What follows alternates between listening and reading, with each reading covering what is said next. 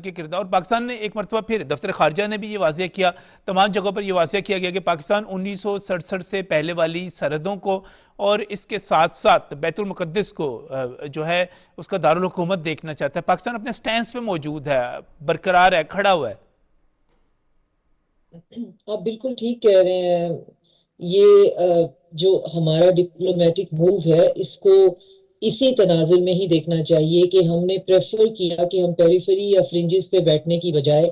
ہم اس جو centre position ہے اس پر بیٹھ کر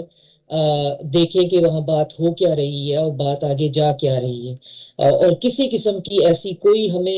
مجھے تو یہاں بیٹھ کے غلط فہمی نہیں ہے کہ صبح یا پرسوں غزہ کے جو ہے وہ مسئلہ جو ہے وہ حل ہو جائے گا یا جینوسائیڈ رک جائے گا۔ وہاں پہ بمبارڈمنٹ ابھی بھی جاری ہے، اور اب سنا ہے کوئی ایسے وہاں پہ بوم استعمال ہو رہے ہیں جو کہ انسانوں کو اور ہر چیز کو وہ ویپوریٹ کر رہے ہیں۔ اتنی اس کی ہیٹ ہے کہ وہ وہاں پہ سمجھ میں نہیں آ رہا۔ تو یہ ایک ایسا موضوع ہے بہت دل دکھا دینے والا، لیکن پاکستان اس اتنے کیوٹک اور ٹربولنٹ ٹائم میں جس طریقے سے اپنی ڈپلومیسی کے ساتھ جو ہے وہ چل رہا ہے، یہ بھی ایک بہت بڑا کارنامہ ہے اپنے آپ میں۔ بورڈ آف پیس کا بنانا ٹرمپ کا، اور پھر ساری دنیا کا یہ کہنا کہ یہ جو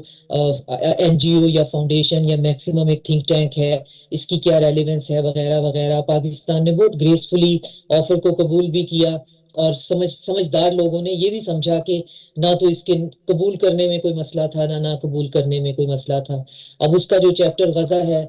اس جو پیس بورڈ کا جو غزہ کو ڈیل کرنے والا ان کا جو انہوں نے بنایا ہے، ہم بالکل اس کے ساتھ ہیں، اس کے اندر بیٹھے ہوئے ہیں، مگر ہمارے ناظرین کو پتا ہونا چاہیے کہ یہ کوئی اوور نائٹ ہونے والا، ہمیں بہت آپٹیمسٹک نہیں ہونا کہ پھر ہمارا دل ٹوٹ جائے، اور ہم اس میں صرف اس لیے بیٹھے ہوئے ہیں کہ اگر کہیں پہ گنجائش اگر نکلے گی تو ہم یقیناً وہاں پہ فلسطینیوں کی آواز کے لیے بہرحال موجود ہیں۔ اور اگر وہاں پہ کسی ایسی قسم کی کوئی کانسپیریسی بننے کی بات ہوگی جس میں فلسطینیوں کا کوئی نقصان ہوگا،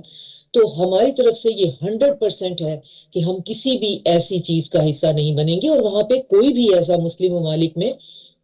جو ہے وہ پارٹی ایسی کام کی طرف جائے گی نہیں۔ آپ نے دیکھا کہ یہ جو ابراہیم اکارڈ ہے، اس نے گلف کے اندر کتنی رفٹ ڈال دی ہے۔ ایون گلف کنٹریز جو ہیں وہ آپس میں ایک دوسرے کے اوپر اتنا، ہم نے صحیح۔ کبھی تاریخ میں نہیں سوچا تھا کہ اوپنلی بات کریں گے، تو وہ اب اس میں بات کرنا شروع ہو گئے ہیں کہ یہ ایک ایسا تو دھبا ڈاکٹر صاحب ہے۔ ابھی